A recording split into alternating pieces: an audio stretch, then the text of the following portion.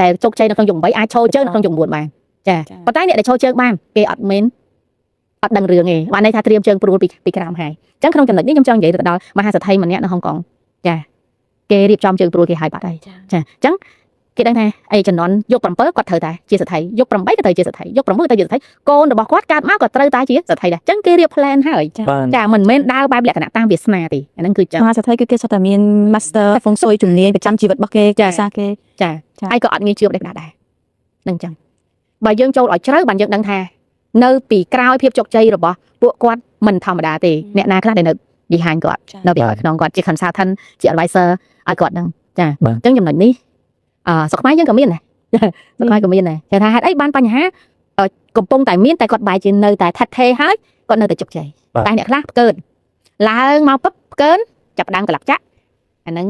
ពិបាកមិនបាច់រកទេវតាណាជួយទេហ្នឹងចឹងចាអញ្ចឹងបើថាជោគ9អត់ឲ្យមានគេហៅមោទនភាពជ្រុលមើលគេស្ថានការគេថាអីតែវាអីរហូតព្រោះភ្លើងពេលវាទៅឆេះវាឆេះហើយអានេះចឹងអញ្ចឹងគេថាយក9គេអត់ឲ្យយើងមោទនភាពជ្រុល so off ជ្រុលចាហើយគេហៅមើងងាយអ្នកដតីក៏អត់ដែរចំណុចហ្នឹងអញ្ចឹងយើងត្រូវធ្វើម៉េចគុណធម៌ត្រូវតែមានសច្ចធម៌ក៏ត្រូវតែមានចានិយាយពិតធ្វើពិតអាហ្នឹងគឺអូខេតែយក8និយាយអត់សច្ចក៏នៅតែហេងដែរពួកដោយសារមានអីយកដីប្រភេទយក8គឺយកដីធម្មតាមានអីទៅប្រចាំឃើញអញ្ចឹងអាអ្នកអាក្រក់ក៏មើលឃើញល្អអ្នកល្អតែអាក្រក់មើលលោកឡំគ្នាមិនដឹងមួយណាល្អអាក្រក់ឯងធ្វើអាក្រក់ក៏បានលុយដែរចាតិចដី1 ការ៉េ$50លក់បាន50000ហ្នឹងចឹងចាប៉ុន្តែសួរថាយក9ចឹងគឺអត់ទេឡើងចឹងទៀតហ្នឹងចឹងចឹងបរិបត្តិនៃការរស់នៅពីមួយយុគសម័យទៅមួយយុគសម័យបើយើងតាមអត់ទាន់យើងបាត់ខ្លួនអត់ទាន់ទេគឺយើងបរាជ័យហើយចឹងចានិយាយពីចំនួនយុគអញ្ចឹងខ្ញុំអត់ដឹងថាតើបងប្អូនគាត់និយាយបែបលេងសើចឬក៏គាត់អត់ដឹងព្រោះបងប្អូនថាដល់ថាបងឲ្យតែយុគ9ហ្នឹងឲ្យដឹងពីសន្តានរបស់មនុស្សគាត់រហូតបន្តដល់យុគ10ទៀតខ្ញុំឃើញគាត់និយាយចឹងដែរគាត់ដឹងថាគាត់និយាយក៏ផ្លាយលេងព្រោះខ្ញុំមាន9អត់មានយុគ10ទេឲ្យតែគ្រូជួយជំរាបលេងដែរយុគហ្នឹងគឺយុគយុគសម័យហើយភាសាអង់គ្លេស period គេហៅ period អញ្ចឹងក្នុងក្បួនតារាសាស្ត្រហ្នឹងគេមាន9 period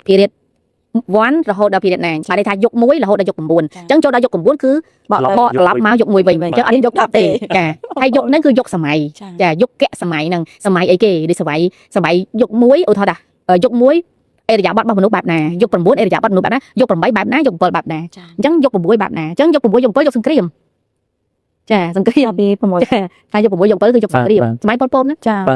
មែនអញ្ចឹងចឹងគ្រូបើសិនជាអាចឲ្យឈ្មោះយុគ1បានគ្រូឲ្យឈ្មោះយុគ9នេះជាយុគអីគេយុគ9នេះគឺយុគភ្លើងអាចជាវិជ្ជមាននិងអវិជ្ជមានភ្លើងទាំងវិជ្ជមានទាំងអវិជ្ជមានមកទាំងពីរគ្រប់យុគសម័យទាំងអស់មានយិនហើយនិងយ៉ាងមានល្អនិងមានល្អចាអញ្ចឹងឧទាហរណ៍ថាយុគ9ចំណុចល្អ